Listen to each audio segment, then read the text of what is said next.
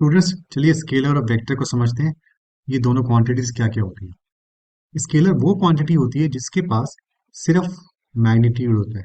Magnitude कहने का मतलब है जिसके पास कोई वैल्यू होती है, जबकि वेक्टर होता है जिसके पास मैग्नीट्यूड भी होता है, वैल्यू होती है, और साथ में उसके पास डायरेक्शन भी होती है।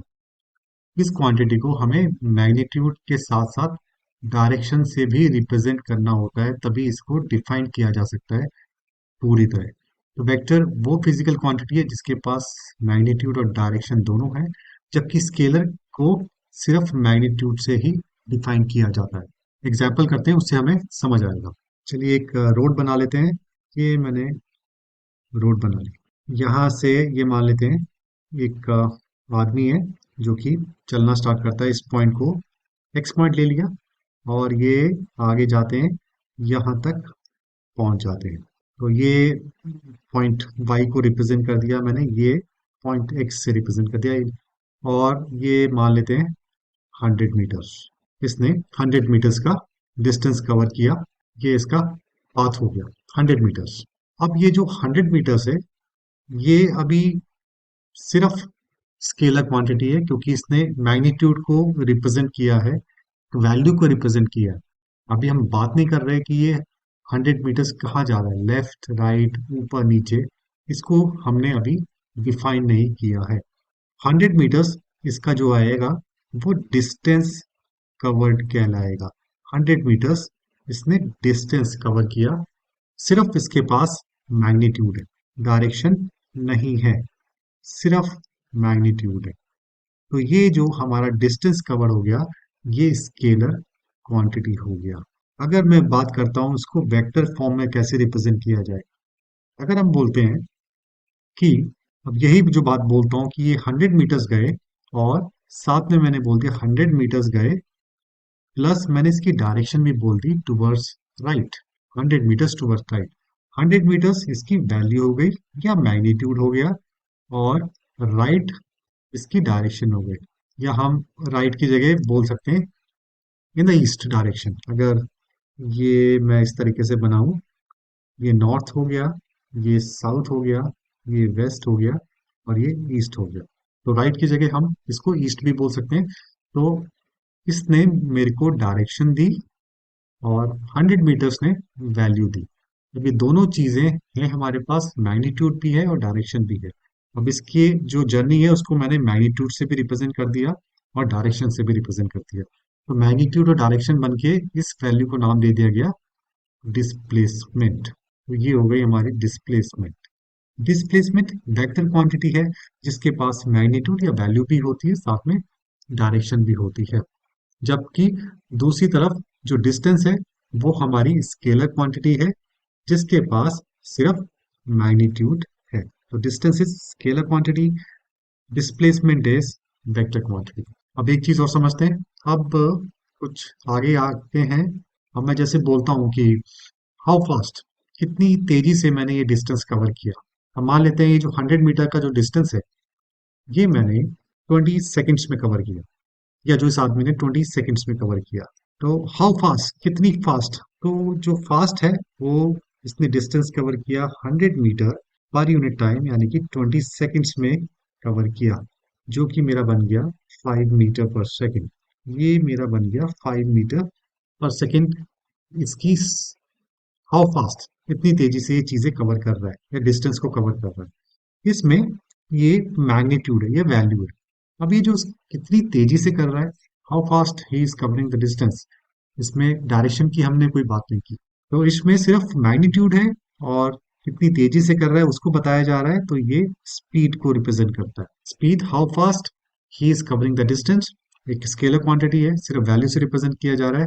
अभी ये अगर मैं बोल दूं कि ये इसने 100 मीटर्स कवर किया इन 20 सेकेंड्स, और इन द ईस्ट डायरेक्शन या राइट डायरेक्शन, तो ये मेरा हो जाएगा 5 मीटर पर सेकेंड प्लस ईस्ट डायरेक्शन या राइट डायरेक्शन, राइट साइड में जो डायरेक्शन। तो इसमें आपके पास वैल्यू भी आ गई है, और साथ में डायरेक्शन भी आ गई है। तो ये आपकी फास्ट वैल्यू बता रही है कितनी तेजी से कर रहा है और किस डायरेक्शन में कर रहा है। जब ये दोनों चीजें होती हैं उसको वेलोसिटी बोला जाता है। तो वेलोसिटी मेरी वेक्टर क्वांटिटी है, स्पीड हमारी स्केलर क्वांटिटी है। वेलोसिटी इज वेक्टर क्वांटिटी, इस तरीके से भी याद कर सकते हैं, v for velocity, v for vector quantity.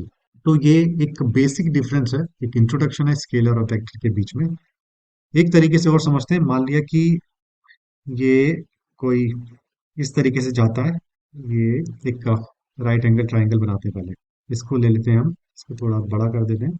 ये हो गया 3 मीटर्स और ये हो गया 4 metres. This is point A, ये पॉइंट बी और ये पॉइंट सी हो गया। ए से बी गया एक पर्सन, फिर बी से सी गया वही। तो इसने जो टोटल पाथ कवर किया, डिस्टेंस कवर किया, 3 + 4। अब इसमें एक चीज है, पहले इसकी डायरेक्शन ये थी, फिर इसकी डायरेक्शन ये थी। तो अगर इसको हमें वेक्टर क्वांटिटी की तरह रिप्रेजेंट करना है तो इसमें तो दो डायरेक्शन दिख रही है, A to B and B to C. तो एक डायरेक्शन से हमें रिप्रेजेंट करना है, तो उस केस में मैं इनिशियल पॉइंट देखूंगा और मेरा फाइनल जो पॉइंट है, डेस्टिनेशन कहाँ है। तो ये यहाँ से यहाँ इसको मैंने जोड़ दिया इस तरीके से, ये कुछ इस तरीके से मैंने इसको जोड़ दिया। अब ए से बी, पहले इनिशियली ए पे था, फाइनल ये यहाँ पे पहुंचा, तो एक डायरेक्शन से मैंने इसको रिप्रेजेंट कर दिया, ये डायरेक्शन हो गई। तो ए सी मेरे को रिप्रेजेंट करेगा डिस्प्लेसमेंट, क्योंकि इसके पास डायरेक्शन है और साथ में ए सी एक मैग्नीट्यूड है। जबकि ए टू बी, बी टू सी में मैग्नीट्यूड है, डायरेक्शन वो एग्जैक्टली रिप्रेजेंट नहीं कर पा रहा, पहले यहाँ पे फिर यहाँ पे। तो एक तरह से जो वेक्टर क्वांटिटी है वो इनिशियल और फाइनल पोजीशन पर डिपेंड करती है, जिससे उसकी डायरेक्शन को डिफाइन किया जा सकता है। अब आप इस तरीके से देखें, अगर मैं कोई ये वाला पाथ फॉलो कर रहा हूँ, कुछ इस तरीके से जा रहा हूँ, इस तरीके से ऐसे जा रहा हूँ, तो ये मेरा इनिशियल पॉइंट है ए और ये मेरा फाइनल जो डेस्टिनेशन है दैट इज बी। तो जो मेरी वेक्टर जो डिस्प्लेसमेंट है that is from initial point ये है, फाइनल पॉइंट ये है, इसको मैंने जोड़ दिया। ये जो डिस्टेंस है ए से बी का, ये जो पाथ है ए से बी का दूरी है, वो वैल्यू हो जाएगी डिस्प्लेसमेंट की, और ये ए टू बी ये डायरेक्शन हो जाएगी। तो ए बी रिप्रेजेंट करता है एक शॉर्टेस्ट पाथ डिस्प्लेसमेंट का, जिसके पास डायरेक्शन भी है बताने के लिए कि ए से बी की जो है डेस्टिनेशन वो कुछ इस डायरेक्शन है। जबकि अगर ये पाथ फॉलो करेंगे, बी तक जा रहे हैं, तो उसमें जो डायरेक्शन है वो एक बार में आप क्लियरली डिफाइंड नहीं कर सकते। तो वेक्टर क्वांटिटी हम ये कह सकते हैं कि उसके पास वैल्यू होती है और डायरेक्शन होती है, जबकि स्केलर क्वांटिटी को सिर्फ मैग्नीट्यूड या वैल्यू से रिप्रेजेंट किया जा सकता है। कोई एग्जांपल आप सोच के बता सकते हैं वेक्टर और स्केलर का? जैसे स्केलर का समझते हैं, स्केलर को मैंने बोल दिया मास, किसी का मास है, किसी ऑब्जेक्ट का मास है, बोल मान लिया 10 kg। तो ये जो मास है 10 kg, ये स्केलर, इस इररिस्पेक्टिव डायरेक्शन से हमें कोई मतलब नहीं है। 10 kg तो ऐसे नहीं बोलेंगे कि राइट डायरेक्शन, ईस्ट डायरेक्शन या west direction. Mass is mass, mass जो आप किसी भी चीज के अंदर का जो मैटर है उसको रिप्रेजेंट करता है। उसी तरह टेम्परेचर, टेम्परेचर अगर थर्मोमीटर से किसी का हम टेम्परेचर नापते हैं, मान लिया 98 डिग्री फ़ारेनहाइट आया, तो that is not in the north direction, east direction और in the west direction. Temperature temperature एक स्केलर क्वांटिटी है, टेम्परेचर स्केलर क्वांटिटी है, मास स्केलर क्वांटिटी है। और अगर हम बात करें डेंसिटी की, that is mass per unit volume. Density is mass per unit volume, वो भी एक स्केलर क्वांटिटी है। स्केलर क्वांटिटीज को मैग्नीट्यूड की जरूरत होती है, डायरेक्शन से वो डिफाइंड नहीं होते। जबकि वेक्टर क्वांटिटी जैसे वेलोसिटी, डिस्प्लेसमेंट, एक्सीलरेशन, फोर्स, ये सब वेक्टर क्वांटिटीज हैं जिनको मैग्नीट्यूड के साथ साथ डायरेक्शन भी रिप्रेजेंट उनको किया जाता है। जैसे फोर्स है, अगर मैं किसी चीज को, हम मान लिया मैं पुश कर रहा हूँ, force is what, push and पुल।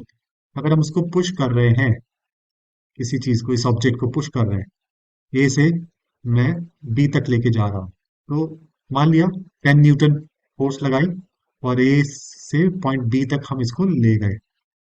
तो इसको पूरी तरह डिफाइन किस तरीके से करेंगे?